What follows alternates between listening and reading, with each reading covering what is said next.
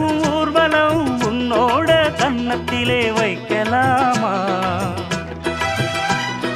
அந்தியிலே சந்தனத்தை பூச, ஆசைகளை கண்களிலே பேச, சேலையிலே நீ விசிறி வீச, காலையிலே பார்த்த கண்ணு கூச. என்ன சுகமோ எப்ப வருமோ என்னென்னவோ பண்ணுதையா ஆசை. மலையோரம் மாங்குருவி மாவிலையில் பாட்டெழுதி பாடுதடி.